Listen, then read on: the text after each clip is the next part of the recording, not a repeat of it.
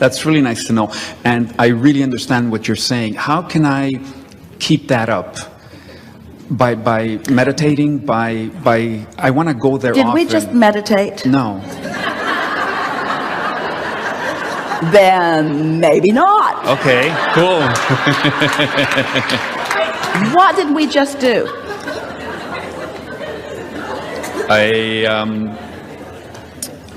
Rampage of appreciation? It felt like that once the momentum got Yes. going, but that wasn't what we were doing. That was the inevitable outcome of You went general. We went general, and what else did we do? And looked for words that were similar to those. We went general and we went emotional. We went for the earliest recognizable form of a manifestation. Hear that? Started with the earliest form of an easily accomplishable manifestation. We didn't say, job, come to us and we will evaluate you to see if you are appropriate. Come on. Come on. Come on. Come on. Where are you? Come now. Come. I don't have much more time here. Come right now. Come. You don't plant the tomato and then stomp on the ground. Come up. Come up. So what did we do? What did we do?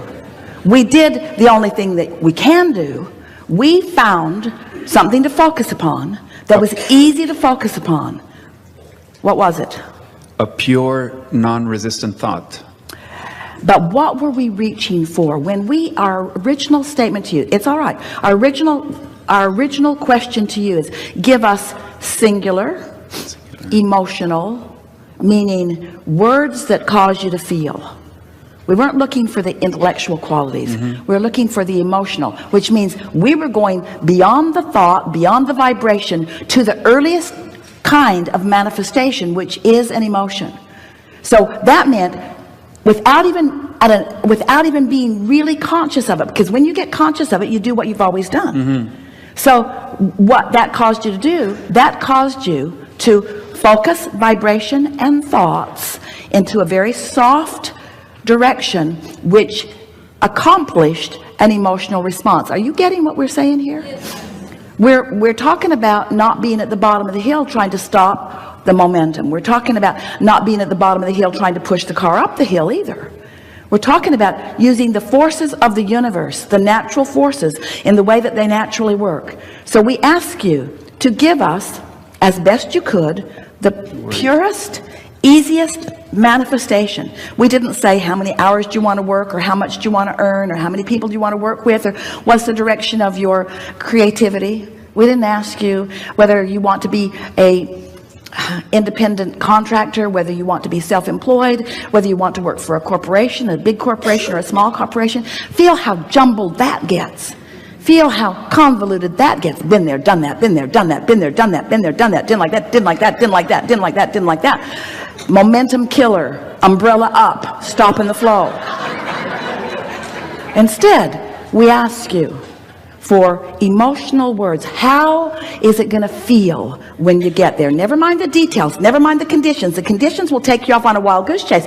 The conditions will activate in you stuff that you already know you don't want. The conditions, if you get focused upon them right now, they will prevent you from letting the momentum go that you want to get going. So what did we ask you for?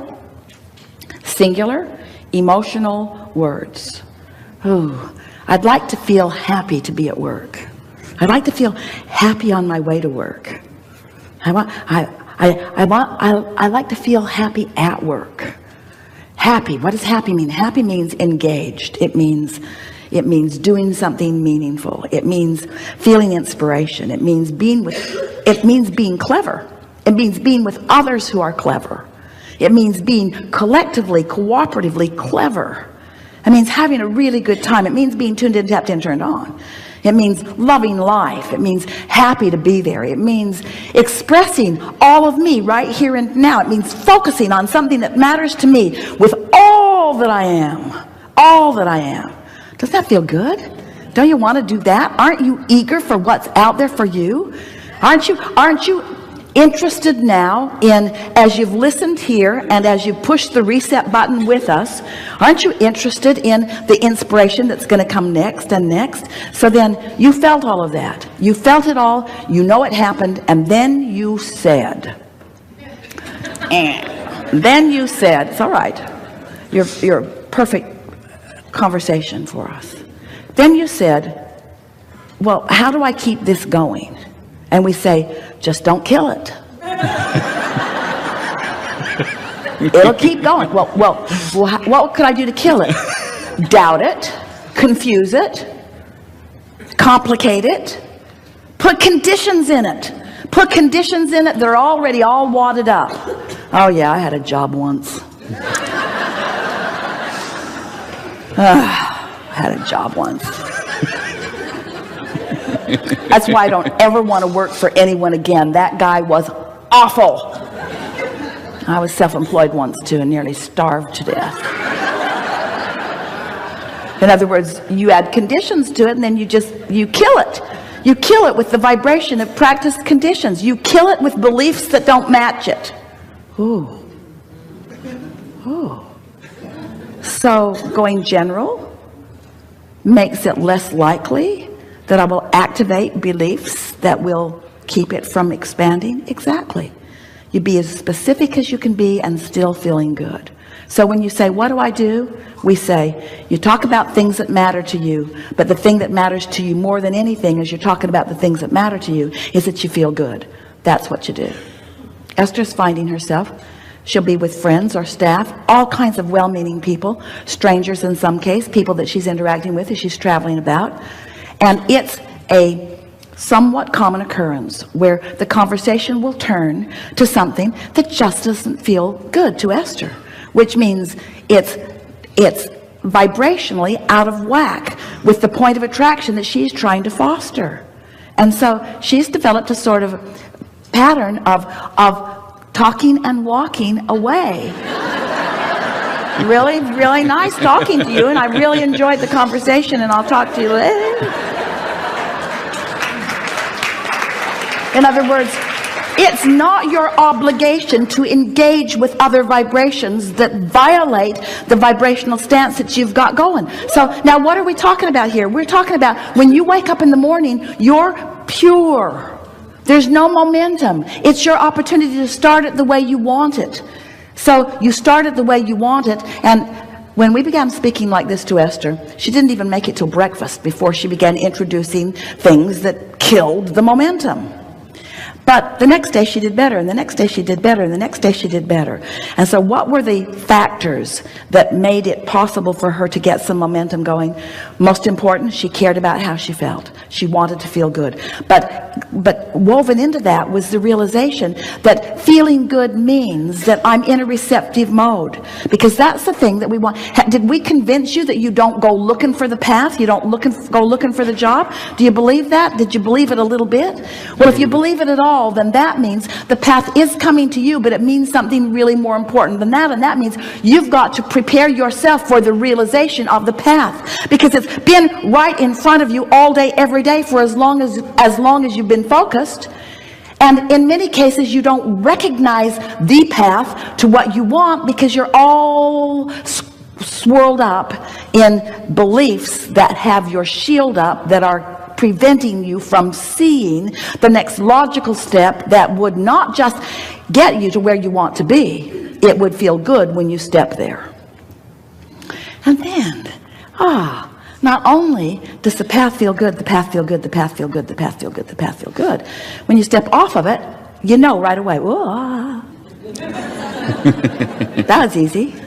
Didn't mean to do that. Didn't mean to do that. There. Who's on the phone?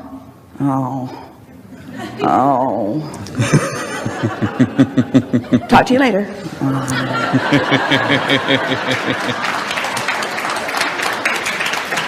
What's in my inbox? Delete. How did you come to believe that it's your responsibility to be the perfect conditions for those around you And in doing so, sacrifice your alignment and your ability to recognize your path. Because others said, don't you dare be selfish. Do what I want. That's funnier than you know. Don't you dare satisfy your selfishness. We're all here satisfying my selfishness, okay? So you got to get that turned around. You got to decide that you want to feel good, because doesn't just matter a little. It's everything. It's your point of attraction. Do not sacrifice your point of attraction for anything ever again. Ever again. Thank you. Thank you so much. And if you do, no big deal, because you're going to wake up again tomorrow. And then you're going to wake up the next day, and you're going to wake up the next day, and pretty soon those around you they'll get you. Boy, that guy's really clear about who he is and what he wants. I would like to co-create with that person. And then the best of the best of the best of the best of the best come to you, because you know who the best of the best and the best and the best and the best are. They get this. They get this. Maybe they didn't hear it in words like this, but life showed it to them. The nice thing about law of attraction is it is so freakishly consistent. Not a shred of evidence to the contrary of any of this. Really good. Thank you. Yeah.